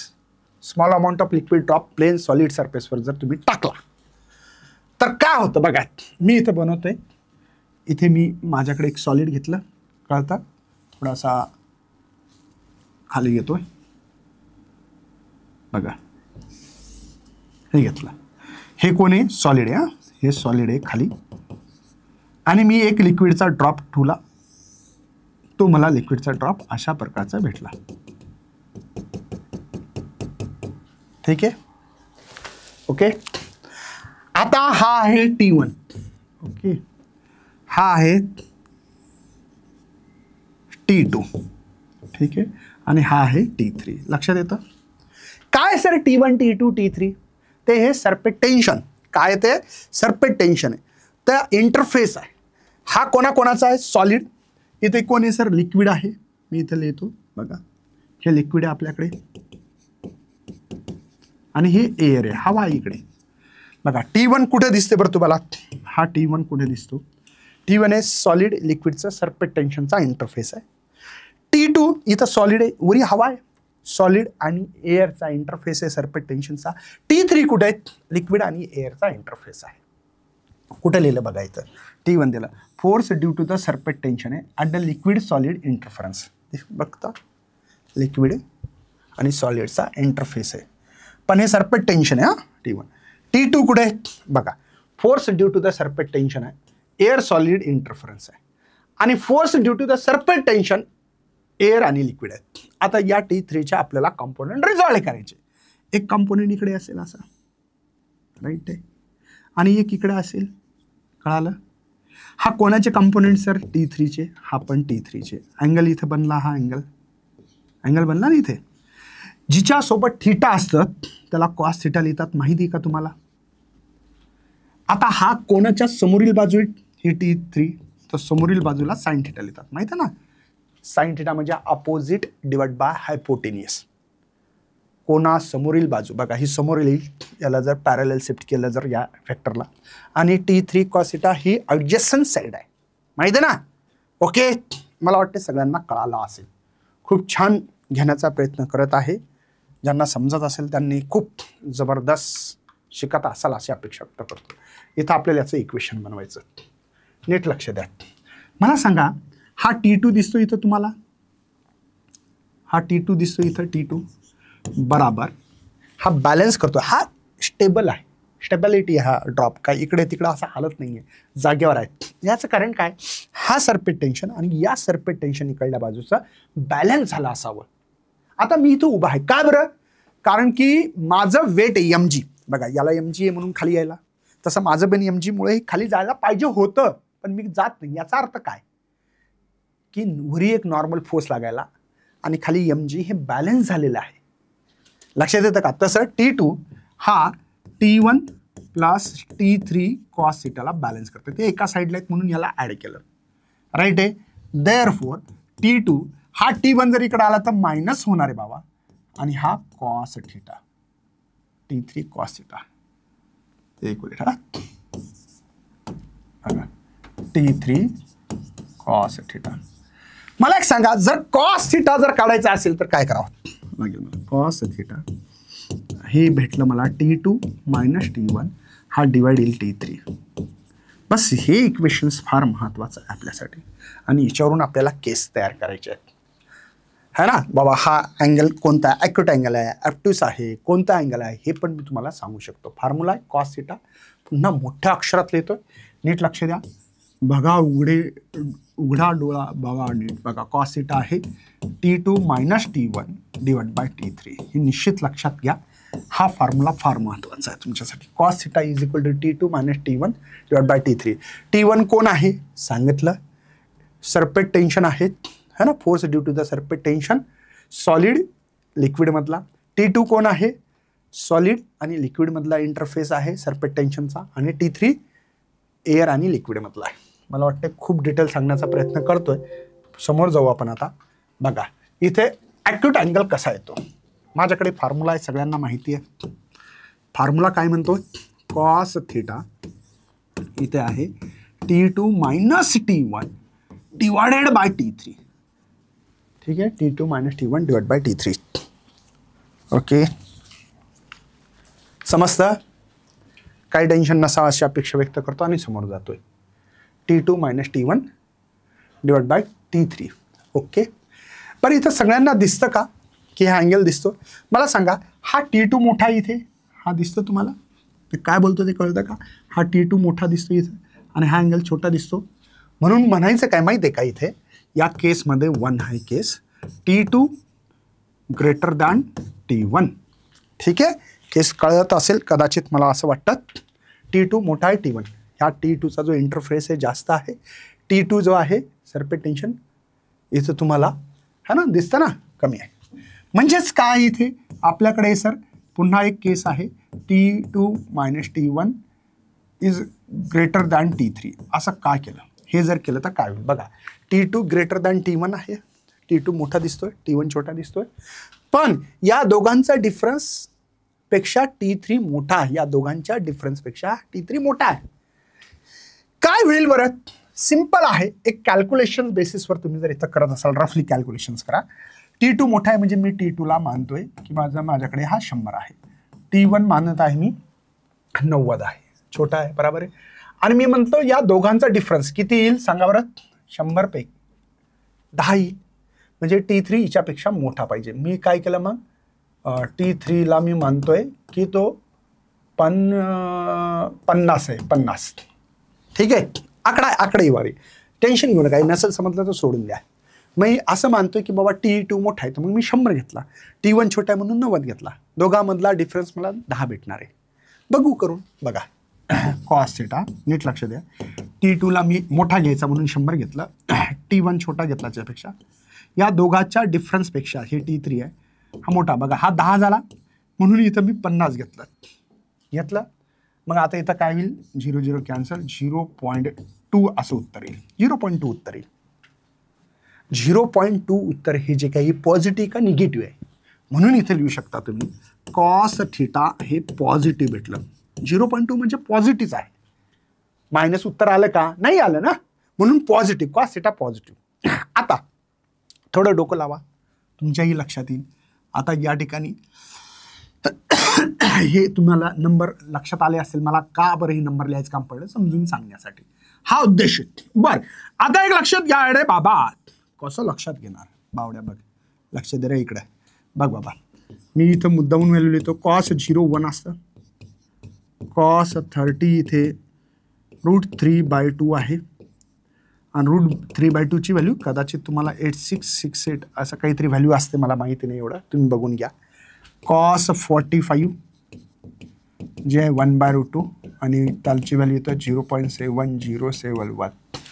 cos 60 ची व्हॅल्यू माहिती आहे तुम्हाला 1/2, याला आपण 0.5000 लिहू शकतात. आणि cos 90 ची व्हॅल्यू ही सगळ्यांना माहिती आहे 0 आहे. पण cos 180 ची व्हॅल्यू माहिती आहे का तुम्हाला? cos 180 म्हणजे काय? -1, म्हणजे याच्यानंतर मायनसकडे जाईल. हे प्लस नंबर आहेत बघा, 0.5, 0.7, 0.8, 1 हे पॉझिटिव्ह नंबर आहेत. पण 90च्या नंतर गेलं तर काय नंबर भेटेल? cos 100 ची मायनस काहीतरी व्हॅल्यू भेटेल, 120 ची मायनस व्हॅल्यू, कारण की मायनसकडे चाललो मी. म्हणजे जर तुमचा नंबर हा पॉझिटिव्ह का भेटला? 0.2 उत्तर हे भेटलं होतं, म्हणून बघा हे सगळे पॉझिटिव्ह नंबर आहेत, म्हणून cos θ पॉझिटिव्ह. आणि याचा अर्थ काय? जर पॉझिटिव्ह नंबर भेटत असेल तर हा 90 पेक्षा कमी अँगल असणार आहे. बघा 90 पेक्षा कमी अँगल असणाऱ्याच्या व्हॅल्यूची किंमत ही पॉझिटिव्ह आहे आणि त्या व्हॅल्यू छोट्या आहेत. बघा 0 इथं cos 90 0, cos 60 0.5, cos 45 0.7071, म्हणजे ह्या छोट्या व्हॅल्यू आहेत, 1 किंवा 1 पेक्षा छोट्या व्हॅल्यू आहेत. म्हणजे याचा अर्थ असा आहे की हा अँगल ॲक्यूट अँगललाच येणार. कशावरून कळालं सर? या कॅल्क्युलेशनवरून. मी बघितलं T2 ग्रेटर दॅन T1 ठेवलं, या दोघांचं सबट्रॅक्शन जे काय असेल याच्यापेक्षा T3 मोठा. T3 मोठा का घेतला असेल?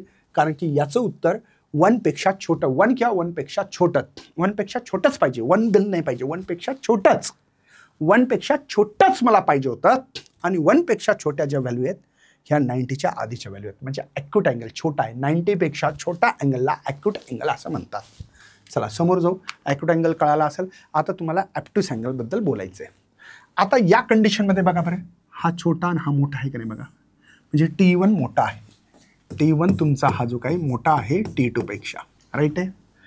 पण या ठिकाणचा जो डिफरन्स आहे T2 मायनस T1, ठीक आहे, ओके, हा जो काही आहे ग्रेटर दॅन T3 लिहू आपण, चालेल, ग्रेटर दॅन T3 लिहू, कळतं का?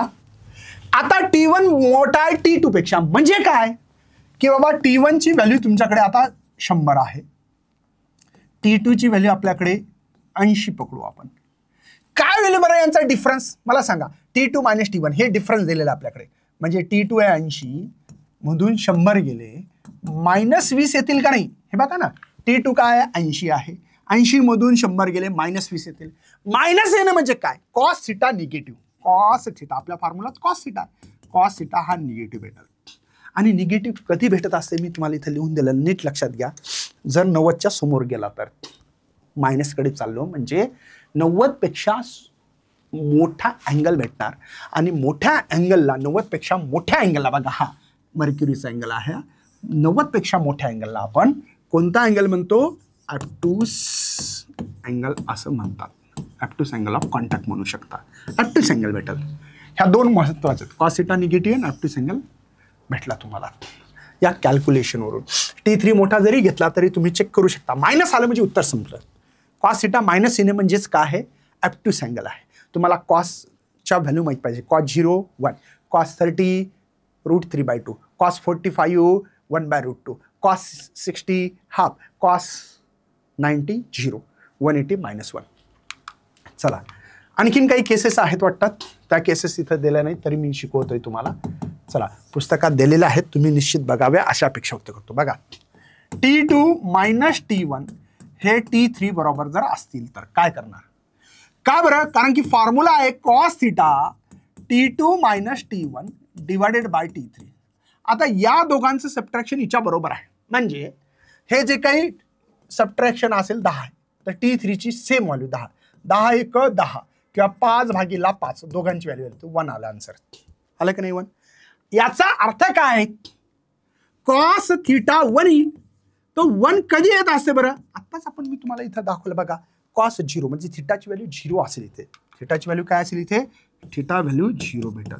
लक्षात येतं का? थिटाची व्हॅल्यू 0 भेटेल, हे तुम्हाला लक्षात आलं असेल है ना. नियरली थिटा तुमचा 0 भेटणार आहे. ठीक आहे. नेक्स्ट बघू आपण हिच्यातच केस तयार करू. ठीक आहे. नेक्स्ट केसला आपण व्हाईट कलर यूज करू. 4th नंबरची केस आहे. जर तुम्ही या ठिकाणी T2 - T1 greater than T3 जर केलं तर लक्षात येतं ना. म्हणजे बाबा असं म्हणणं आहे माझं, हे 100 केलं आणि हे जर तुम्ही 10 केलं, बघा है ना, तो मोठा दाखवला या दोघांचं सबट्रॅक्शन आपल्याकडे आहे ना, T2 - T1 / T3, तर उत्तर 10 येईल. म्हणजे 1 पेक्षा मोठं भेटेल, 1 पेक्षा आन्सर काहीतरी मोठं भेटेल. आपल्याकडे व्हॅल्यू तुम्हाला माहीत असेल, कॉस 0ची व्हॅल्यू 1 आहे, कॉस 180ची -1 आहे, 270ची +1 आहे, 360ची -1 आहे. म्हणजे व्हॅल्यूज आहेत. माझं चुकलं असेल तर नीट बघू एकदा. कॉस 0ची व्हॅल्यू 1 आहे, कॉस 180ची व्हॅल्यू -1 आहे, कॉस 270ची व्हॅल्यू +1 आहे आणि कॉस बरोबर आहे ना. नाही मी चुकवलं काहीतरी बाबा. एक मिनिट ही व्हॅल्यूच नाही आहे. ही व्हॅल्यू 270ची नाही, सॉरी फॉर इनकन्व्हिनियन्स. 180 360 आहे ना, तर ही व्हॅल्यू 1 भेटेल तुम्हाला. असं 180च्या फरकाने जायचं आहे. तर तुमच्या एक लक्षात आलं असेल की बाबा या ठिकाणी 1 पेक्षा मोठी व्हॅल्यूज नसतं. म्हणून ही केस जी काय आहे ती कॉस थिटा ग्रेटर दॅन 1 असं कुठंही इम्पॉसिबल आहे. ही केस पॉसिबल नाही, इम्पॉसिबल केस आहे, इम्पॉसिबल. ठीक आहे. चला नेक्स्ट आहे आपल्याकडे factor affecting the angle of contact. हा क्वेश्चन पण खूप वेळेस विचारला, नोट डाऊन करा. Define the angle of contact, state the 2 characteristics. त्याचे कॅरेक्टरिस्टिक्स पण सांगायचे आहेत. आता बघा अँगल ऑफ कॉन्टॅक्टची डेफिनेशन मी ऑलरेडी सांगितली, ती डेफिनेशन इथं लिहायची. मी पुन्हा आता लिहित बसणार नाही, प्रश्न असा आलता म्हणून सांगतोय. आपल्याला काय शिकायचे, कॅरेक्टरिस्टिक्स. किती कॅरेक्टरिस्टिक्स बघा इथं 3 दिलेले आहेत. जर नेचरमध्ये लिक्विड आणि सॉलिड कॉन्टॅक्ट असणार, nature of the liquid and solid in contact जेव्हाही तेव्हा बघा, एक तर इम्प्युरिटीवर डिपेंड आहेत सगळ्यात महत्त्वाचं है ना. बघा nature of the liquid and solid महत्त्वाचं आहे. इम्प्युरिटी ॲड केल्यामुळे अँगल ऑफ कॉन्टॅक्ट चेंज होतो. कसा होतो बघा. जर हे पाणी आहे माझ्याकडे, या पाण्यात तुम्ही साखर टाका, साखर, तुम्हाला अँगल ऑफ कॉन्टॅक्ट चेंज होताना दिसेल. पण सर आम्हाला दिसत नाही एवढं, बट ठीक आहे. आता बघा या पाण्यामध्ये डिटर्जंट पावडर टाका, पाणी त्याला मिक्स करा, असं बघा ते फेसवर येईल, अँगल ऑफ कॉन्टॅक्ट चेंज होईल, अँगल ऑफ कॉन्टॅक्ट चेंज होईल. टेम्परेचर द्यावर याला, टेम्परेचर दिलं तर पाणी उकळी मारल. बाबा कसं मस्त पाणी लगे असं गद असल्या प्रकारचं पाणी उकळी, पाणी आलं. उकळलेलं पाणी बघितलं किंवा दुधाला उकळी आलेली बघितली का भाऊ. खालच्या पार्टिकलवर बघा, वर खालच्या पार्टिकल वरी डेन्सिटी कमी झाल्यामुळे पाणी गरम होते, खालचं पाणी गरम झालं, डेन्सिटी कमी झाली, वरचं खाली. समजतं का पाणी कसं असं वर बघा. उकळी बडदानी उकळी पाहिले का, पाण्याची उकळी पाहिले का, गदगद बाई बघितलं का, पाहिलं का रे बाबा. ओके, कसं करतं पाणी तुमचं चेंज. म्हणजे इम्प्युरिटी टाकल्यामुळे पाणी गरम नाही, ते सोडून द्या. इम्प्युरिटी म्हणजे आपण काय टाकलं होतं पाण्यात, डिटर्जंट पावडर. तर इम्प्युरिटी प्रेझेंट असेल तर liquid change the angle of contact करतं ना. पाण्यामध्ये साखर टाका किंवा पाण्यामध्ये डिटर्जंट पावडर, कसा फसं येतं भाऊ, फेस आलेला बघितला का. ठीक आहे. आणि टेम्परेचरचं आत्ताच सांगितलं मी, टेम्परेचर ऑफ द लिक्विड. काय होतं, टेम्परेचर जर तुम्ही इन्क्रीज केलं तर तुमचा अँगल ऑफ कॉन्टॅक्ट डिक्रीज होतो. पाण्याला उकळी फुटणे, पाण्याला उकळी फुटली का, अरे फुटली कर बाबा, कळालं का. कोणकोणते, एक इम्प्युरिटी ॲड करणे म्हणजे साखर पाण्यात टाकणे, निंबू पाण्यात टाकणं, मीठ पाण्यात टाका, डिटर्जंट पावडर पाण्यात टाका, तुमचा अँगल ऑफ कॉन्टॅक्ट चेंज होतो. बघा, impurity present in liquid change the angle of contact. आणि टेम्परेचरमुळे काय होतं, टेम्परेचर जर वाढवलं तर तुमचं या ठिकाणी अँगल ऑफ कॉन्टॅक्ट डिक्रीज होतो. ठीक आहे. महत्वाची गोष्ट नोट डाऊन करायची. काय, फॉर बघा इथं, for given solid liquid surface fix आहे समजा, म्हणजे तांब्याचा ग्लास आहे, प्युअर पाणी आहे, पाणी आपण जे पितो ते पाणी आहे, तर त्याचा अँगल ऑफ कॉन्टॅक्ट नेहमी कॉन्स्टंट असतो. पण कधी, गिव्हन टेम्परेचरला, टेम्परेचर जे गिव्हन असेल ते जे दिलं तुम्हाला 20 डिग्री दिलं तर 20 डिग्रीला तुम्ही नेहमी तांब्याचा ग्लास घ्या आणि पाणी घ्या, अँगल ऑफ कॉन्टॅक्ट तुम्हाला कॉन्स्टंटच दिसेल. बघा, given solid liquid surface angle of contact constant असतो गिव्हन टेम्परेचरला. ठीक आहे. नंतर जर आपण तांबाच्या जागी स्टीलचा ग्लास पाणी घेतलं तर अँगल ऑफ कॉन्टॅक्ट बदल. का बरं? कारण की पहिल्यांदा तांब्याचा ग्लास होता, तांब्यापासून बनलेला, आणि पाणी जे घरातलं प्यायचं आहे, आता पाणी घरातलंच प्यायचंय पण स्टीलचा ग्लास आहे, अँगल ऑफ कॉन्टॅक्ट चेंज होईल. केरोसिन घेतलं तर वेगळा होईल. म्हणून म्हणलं, पण केरोसिन आणि स्टीलचा ग्लास तुम्हाला नेहमी तिथं अँगल ऑफ कॉन्टॅक्ट कॉन्स्टंट भेटेल गिव्हन टेम्परेचरला. पण पेट्रोल घेतलं तर तेच अँगल ऑफ कॉन्टॅक्ट दिसेल तुम्हाला. डिझेल घेतलं तर तोच दिसेल, पण तो बदलणार तुमचं सॉलिड लिक्विड पेअर बदलले तर आणि टेम्परेचर बदललं तर. पण सॉलिड लिक्विड सरफेस जर सेम असेल, गिव्हन असेल, तर अँगल ऑफ कॉन्टॅक्ट कॉन्स्टंट राहील गिव्हन टेम्परेचरला. महत्वाचं सेंटेन्स होतं भावा, म्हणून एवढं जीव लावून तोडून सांगतो. इफेक्ट ऑफ इम्प्युरिटी हा ना, आणि टेम्परेचरचा सरफेस टेन्शनवर काय इफेक्ट होतो हे शिकायचं. चला, सिम्पल आहे. सगळ्यात महत्वाचं आहे की तुमचं सोल्युबल सबस्टन्स आहे का. सोल्युबल म्हणजे जर या पाण्यामध्ये तुम्ही, आता मी टाकून ठेवलेलं बरं, म्हणजे वेळ लागत होता म्हणून असं तुम्ही टाकलं, मीठ टाकलं, काय टाकलं, मीठ टाकलं, त्याला विरघळून घेतलं तर ते पूर्ण विरघळतं. तुम्हाला कळायला का आता याच्यात, मला सांगा, मीठ हे म्हणून कळतं का? असं काही बुडात जाऊन, जसं की मी जर मातीचे कण टाकले असते तर ते बुडात जाऊन बसले असते, तुम्हाला कळालं असेल मातीचे कण आहेत सर म्हणून. पण इथं मीठ पूर्ण 100% विरघळलं. विरघळलं ना, हे बघा, त्याच्यात मुद्दामून असं टाकलं, असं विरघळून घेतलं. मी मुद्दामून दाखवलं मिठाचं खरंच पाणी बरं. पिऊन पाहायचं तुम्हाला, बंगल्यावर या, तुम्हाला पिऊन दाखवतो, तुम्हाला पाजू घालतो पाणी, मग कळेल तुम्हाला मिठाचं पाणी. काही गोष्टी डोळ्याने दिसतं तसं नसते, म्हणून तर जग फसते भावा. बघ काय म्हटलं मी, सोल्युबल सबस्टन्स. कळलं का? साखर टाकली, पूर्णच्या पूर्ण विरघळते, तुम्हाला त्या बुडात दिसणार नाही साखर. हा, थोडासा पहिल्यांदा दिसेल, पण नंतर विरघळायची पूर्ण. तर डिझॉल्व्ह होईल, तर तेव्हा सरफेस टेन्शन पण वॉटरचं इन्क्रीज होतं. म्हणजे जर तुम्ही पाण्यामध्ये मीठ टाकलं तर त्या ठिकाणी सरफेस टेन्शन वाढत असते. मी तुम्हाला आणखीन एक सांगतो, माझ्या मताने कुठं कुठं सरफेस टेन्शन वाढतात. हे काही फिजिक्सचा म्हणजे कोणता रूल नाही आहे, हा रूल मुकेश सरांचा आहे, एक समजून सांगण्यासाठी. ते 90% खरं ठरेल मी जे सांगतो. बघा, जेव्हा पाण्यामध्ये तुम्ही साखर टाका, मीठ टाका, कळालं का, ह्या वस्तू जर टाकल्या तर पाण्यामध्ये नाही का थोडंसं चिपकतं पाणी. बघा, हाताला असं चिकट लागतं ना, चिकट लागतं म्हणजे त्याचं व्हॅल्यूम कमी होत असतं थोडंसं. म्हणजे वॉटर मॉलिक्यूलला जास्त खेचतात, त्याच्यामुळे चिपक नाही म्हणजे खेच नाही. तर त्यावेळेस सरफेस टेन्शन वाढतं असं म्हणायचं. आणि ते डिटर्जंट पावडर जर टाकलं आपण पाण्यामध्ये तर काय कंडिशन होते माहिती आहे तुम्हाला, बघितली का? त्याचं व्हॅल्यूम वाढते. बघा, असा फेस येतो जरा असा. तर सरफेस टेन्शन असा जेव्हा व्हॅल्यूम वाढते ज्या पदार्थाचं, ठीक आहे ना, तेव्हा त्याचं सरफेस टेन्शन डिग्रीज झालं म्हणायचं. मग ते टेम्परेचर हो कशानं हो. आता टेम्परेचर वाढावं दुधाचं, बघा सरफेस टेन्शन डिग्रीज होतं आहे ना. ते फेस म्हणजे तुमचं दूध बघा उतू जातं. पाण्याला पण टेम्परेचर दिलं तर पाणी उकळतं असं आहे ना. आणि हे सरफेस टेन्शन प्रॉपर्टी सरफेसवर आहे, लिक्विडच्या आतमध्ये नाहीये. लिक्विडचा जो सरफेस आहे ना तिथे आहे, हे लक्षात घ्या. म्हणून म्हणलं सोल्युबल सबस्टन्स जर तुम्ही टाकला तर त्या ठिकाणी डिझॉल्व्ड जर होत असेल वॉटरमध्ये तर सरफेस टेन्शन इन्क्रीज होणार. सोल्युबल, आता बघा स्प्रिंगली सोल्युबल सबस्टन्स म्हणजे फेनॉल किंवा डिटर्जंट पावडर. मी ते आता सांगितलं, निरमा टाकला है ना, washing powder Nirma washing powder Nirma. Ad पाहिली का? आमच्या वेळेस ॲड यायची भाऊ. तर स्प्रिंगली सोल्युबल सबस्टन्स म्हणतात त्याला. तर डिटर्जंट पावडर जर मिक्स झालं तर सरफेस टेन्शन डिग्रीज पण होतं. मी तुम्हाला आत्ताच म्हणलं, ज्याच्यातून थोडासा फेस होतो. का असतं, लिक्विडच्या सरफेसवर सरफेस टेन्शन आहे, ही खास प्रॉपर्टी आहे. आतमध्ये नाही, पाण्याच्या आत इनसाइड नाही, सरफेसवर आहे.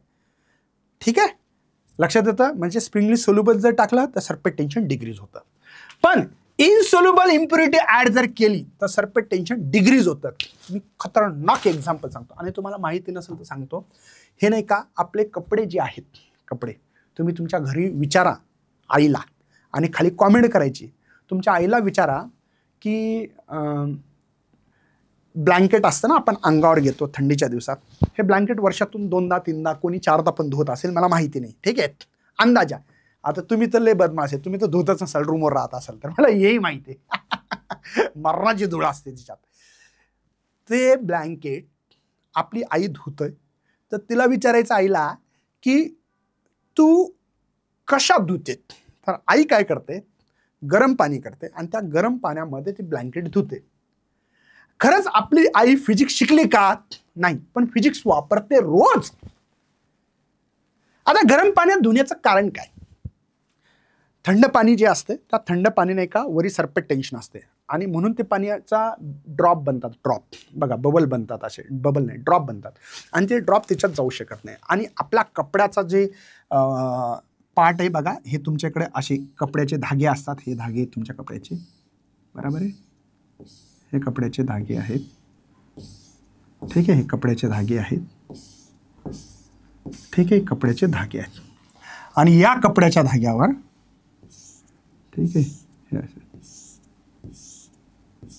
ठीक आहे, हे कपड्याचे धागे आहेत. ठीक आहे, बरोबर आहे. आणि या कपड्याच्या धाग्याच्या मध्ये हे गोल जे करतोय, दिसत असेल कदाचित, झूम करून बघा. ठीक आहे, स्क्रीनशॉट करून झूम करून बघा. याच्यामध्ये मातीचे कण गेले, मातीचे कण गेले, मातीचे कण गेले. ठीक आहे, आता हे मातीचे कण आपल्याला बाहेर काढायचे.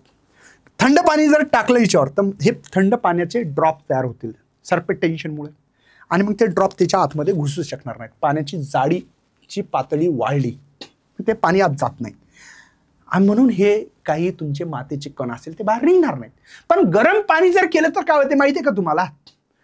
त्या गरम पाण्याची थिकनेस कमी होते, सरपेट टेन्शन गायब होते आणि म्हणून ते थिकनेस कमी झाल्यामुळे पाणी याच्यात जाणार आणि सोबत येताना मातीचे कण वापस घेऊन येणार. म्हणून गरम पाण्याचे सरपेट टेन्शन कमी झाल्यामुळे या पुअर्समध्ये, है ना, त्या पुअर्स म्हणता ना तुम्ही, आत जाणार पाणी आणि येताना सोबत मातीचे कण वापस, म्हणजे या साईडला जाणार आणि इकडून वापस येणार. बघा, इकडनं पाणी चाललं असं इकडे यायला लागलं, तर सोबत येताना मातीचे कण घेऊन येणार. म्हणून गरम पाण्यात ब्लँकेट धुतल्या जाते. घरी विचारायचं आणि निश्चित कॉमेंटमध्ये लिहायचं की हो सर, माझ्या आईनं मला सांगितलं. आणि डिटर्जंट पावडर वापरण्याचं कारण सरपेट टेन्शनच कमी करते. सरपेट टेन्शन कमी केल्यामुळे आपण डिटर्जंट पावडरनं कपडे धुतो. माहिती आहे सर, कपडे हे पण धुतले पण कलर पण जाण्याची शक्यता, म्हणून गरम पाण्यानं आपले कपडे धुतल्या जात नाहीत. बघा, insoluble impurity added the water, surface tension degrees होते म्हणते. याचा अर्थ काय? बघा, स्विमिंग टँक बघितला असेल सगळ्यांनी, रोडच्या काठाला आहे. मग हा स्विमिंग टँकमध्ये हे पाणी होतं. हे रेड नको, इथे तुम्हाला मी वेगळा दाखवतो. इथे सर हे बघा, हे स्विमिंग टँकचं पाणी वरचं आहे. रेस्टवर असते स्विमिंग टँकमधलं पाणी, तर तिथं सरपेट टेन्शन असतं. जिथं जिथं पाणी थांबलेलं आहे त्या थांबलेल्या फ्लुइडचं सरपेट टेन्शन सरफेसवर असतं. आता ट्रक चालला, ट्रक गेल्यामुळे मातीचे कण उडले आणि ते हवेने येऊन इथे या ठिकाणी येऊन बसले. या ठिकाणी असा एक मातीचा कण इथं आला, एक इथं आला, एक इथं आला, एक इथे आला, मातीचे कण असे बसले. आता वरी काय, सरपेट टेन्शन पहिल्यांदा फ्लोट करतील, त्या सरपेट टेन्शन बॅलन्स सांभाळेल. पण हळूहळू काय करेल, हे जे काही पाणी आहे, हे पाणी आहे खाली, असं पाणी आहे मित्रांनो, इथं पाणी आहे, नाही आहे स्विमिंग टँकमध्ये पाणी आहे. हे पाणी काय करेल, या ठिकाणी याला एक अट्रॅक्शनचा फोर्स लावल, म्हणजे खेचल, याला खेचलं, असं खेचल, इकडे खेचतील, इकडे खेचतील. मग हिच्यामुळे काय होईल, हा होईल ओला, कोइसी फोर्स, डस्ट पार्टिकल, आणि इथे कोणता पार्टिकल आहे, वॉटर पार्टिकल, तो भिजून जाईल पाण्याने आणि त्याच्या वेटमुळे ते खाली येऊन पाण्याच्या बेसला येऊन बसतील. असे इथे येऊन बसतील, इथं येऊन बसतील, हे पाण्याच्या बेसला येऊन बसतात. म्हणजे काय झालं बरं, तुम्ही जेव्हा हा पाण्याचा वर पार्टिकल होता, त्या पाण्याच्या पार्टिकलवर पाणीने त्याला ओलं केलं, ओलं केल्यामुळे त्याचं वेट वाढलं असेल. वेट वाढल्यामुळे ते जे सरपेट टेन्शनची लेअर खूप पातळ आहे वरी, खूप स्ट्रेच इलास्टिक मेम्ब्रेन्स. कालच्या सेशनमध्ये मी तुम्हाला दाखवलं होतं, कदाचित तुम्ही बघितलं सुद्धा असेल. मी आत्ता पण जर इथं जर दाखवता आला तर मी तुम्हाला दाखवण्याचा प्रयत्न करतो. त्याचा सरफेस इतका पातळ आहे की तुम्ही इमॅजिन पण करणार नाही. ठीक आहे, ओके.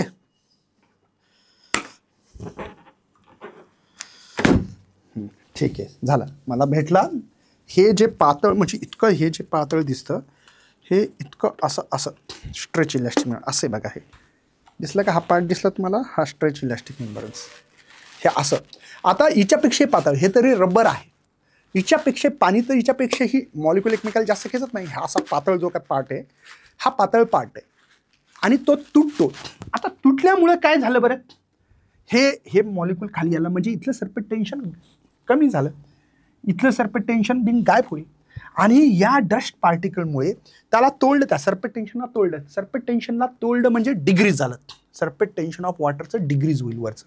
हे पार्टिकल खाली यायले ना, खाली यायल्यामुळे इथलं सरफेस टेन्शन या डस्ट पार्टिकलने तोडलं. म्हणून म्हटलेलं आहे इनसोल्युबल इम्प्युरिटी. आता मातीचा कण सोल्युबल नसतो, तो खाली येऊन बसतो. तुम्ही बघितलं असेल की स्विमिंग टँकमध्ये मातीचे कण खाली येऊन बसतात कारण ते सोल्युबल नाही आहेत, इनसोल्युबल आहेत. म्हणून सरफेस टेन्शन ते कमी करू शकतात. म्हणून म्हटलेलं insoluble added the water surface tension काय होतं, डिग्रीज होतं. ठीक आहे. इफेक्ट ऑफ टेम्परेचरचा काय इफेक्ट होतो, तर सरफेस टेन्शन मोस्ट ऑफ लिक्विडमध्ये मॅक्झिमम असंच असतं. फक्त 2 लिक्विड आपण शिकणार आहात ते वेगळे आहेत. बघा, टेम्परेचर जर वाढलं तर सरफेस टेन्शन डिग्रीज होतं. टेम्परेचर जर इन्क्रीज झालं तर सरफेस टेन्शन डिग्रीज होतं. बघा, मी आत्ता सांगितलं टेम्परेचर वाढवलं, पाण्या काय होईल, टेम्परेचरचं समजा एका पातेल्यात मी पाणी घेतलं, असं कन्सिडर करा, पाणी घेतलं. या पाण्याला मी काय केलं, धरलं, तापवलं, गरम केलं आणि ठीक आहे गरम केलं. आता गरम केल्यामुळे पाणी काय होईल, उकळायला लागेल. पाणी काय होईल बरं, हात उकळायला लागेल. आता पाणी जर उकळलं असेल म्हणजे काय होईल, पाणी उकळलं म्हणजे पाणी खालून, बघा पाणी खालचं काय होतं, गरम होतं. गरम झाल्यामुळे ते वर जाईल, डेन्सिटी कमी झाली ना, वरच्या पाण्याची डेन्सिटी जास्त आहे कारण की थंड पाणी आहे वरी, ते खाली येईल म्हणजे पाणी काय होईल, मोशनमध्ये आलं. आता जी गोष्ट मोशनमध्ये येते म्हणजे त्याला हायड्रोडायनामिक्स म्हणतात. म्हणजे पाणी मोशनमध्ये जर असेल तर सरफेस टेन्शन पाहायला भेटत नाही. ही प्रॉपर्टी कुठे पाहायला भेटते, जिथं फ्लुइड रेस्टवर आहे तरच ती सरफेस टेन्शन असतात, इथं राहणारच नाही. आणि हे मॉलिक्यूल दूर दूर पळायला लागले. पाणी गरम होणे म्हणजे काय, पाण्याचे पार्टिकल व्हायब्रेट होतात, झुप झुप झुप झुप झुप झुप झुप झुप झुप झुप झुप झुप झुप असं दिसायला लागेल. कळालं की तुम्हाला, म्हणजे जर मोशनमध्ये जर पाणी गरम केल्यामुळे येत असेल तर सरफेस टेन्शन राहणार नाही, हे त्याचं कारण आहे. दुसरं एक तर मॉलिक्यूल एक दुसऱ्यापासून दूर चालले. इथं तर काय आहे, पार्टिकल एकमेकाला खेचत असतात, वॉटर मॉलिक्यूल एकमेकाला फोर्स लावतात असे, आणि म्हणून स्ट्रेच इलॅस्टिक मेम्ब्रेन्स तयार होतं. कळालं का, म्हणजे मला काय सांगायचंय की टेम्परेचर जर वाढवलं तर सरफेस टेन्शन डिग्रीज झालं की नाही, सरफेस टेन्शन डिग्रीज होणार. एक्झाम्पल तुम्हाला मी आत्ताच cotton fabric washes the cold water, पाण्यात थंड पाण्यात जर केलं तर काय होतं, मी तुम्हाला उदाहरण दिलं. ठीक आहे. आणि याच्यामुळे ते जे काही फॅब्रिकमध्ये असणारे जे काही डस्ट पार्टिकल ते बाहेर येणार. इम्पॉर्टंट पॉईंट आहे बघा, मॉल्टन कॉपर या मॉल्टन cadmium, the surface tension increase, temperature increase होतं. म्हणजे टेम्परेचर वाढवलं तर सरफेस टेन्शन वाढतं. ह्या दोनच गोष्टीत अशी घटना घडते मॉल्टन कॉपर आणि मॉल्टन कॅडमियममध्ये, बाकी दुसरीकडे घडत नाही. नाहीतर टेम्परेचर जर वाढवलं तर सरफेस टेन्शन डिग्रीजच होतं. हे 100% आहे. पण हे दोन अपवादात्मक ह्या दोन गोष्टी आहेत, मॉल्टन कॉपर आणि मॉल्टन कॅडमियम.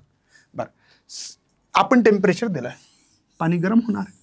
टेम्परेचर जसं जसं दिलं तसं तसं टेम्परेचर दिलं तर पाणी गरम होणार. मग गरम होत असेल तर सरफेस टेन्शन काय होतं, डिग्रीज होईल. मग मी काय करतो बघा, एक अंदाज घेतो. मी 10 डिग्री सेल्सिअस दिलं, ठीक आहे, 10 डिग्री सेल्सिअस दिलं तर इथे सरफेस टेन्शन समजा 1 न्यूटन पर मीटर होतं. ठीक आहे. मी 20 केलं सर, 20 डिग्री केलं तर इथं 0.5 बघा कमी व्हायला ना, 0.5 म्हणजे कमी आहे. इथं 30 डिग्री दिलं तर मी पाहिलं 0.3 झालं सर. मी 50 केलं सर तर इथं 0.2 भेटलं सर. मी सर 100 डिग्री केलं, 100 डिग्री केलं तर मला इथं 0 न्यूटन पर मीटर एवढं सरफेस टेन्शन आहे. हे टेम्परेचर आहे मित्रांनो आणि हे सरफेस टेन्शन आहे. काय शिकलो मी इथे, टेम्परेचर वाढलं तर सरफेस टेन्शन डिग्रीज होत चाललं. मग एका टेम्परेचरला पर्टिक्युलर सरफेस टेन्शन 0 झालं, त्या टेम्परेचरला आपल्याकडे क्रिटिकल टेम्परेचर असं म्हणतात. काय म्हणतात मित्रांनो, क्रिटिकल टेम्परेचर म्हणतात. बघा, surface tension off the liquid become 0 त्याला क्रिटिकल टेम्परेचर म्हणायचं. लक्षात आलं? सरपेट टेन्शन ज्या टेम्परेचरला 0 होतं त्याला क्रिटिकल टेम्परेचर तुम्ही म्हणू शकता. मला वाटतं की खूप डिटेल शिकवण्याचा प्रयत्न करत आहे मी, तरी पण तुम्ही कॉमेंट करा, मला सांगा. मी आणखीन काही दुरुस्त करून काय काय सांगता येईल याचा प्रयत्न करत राहील. भेटूया अशा सेशनमध्ये पुन्हा एकदा. Bye bye. जय हिंद, जय भारत, जय महाराष्ट्र.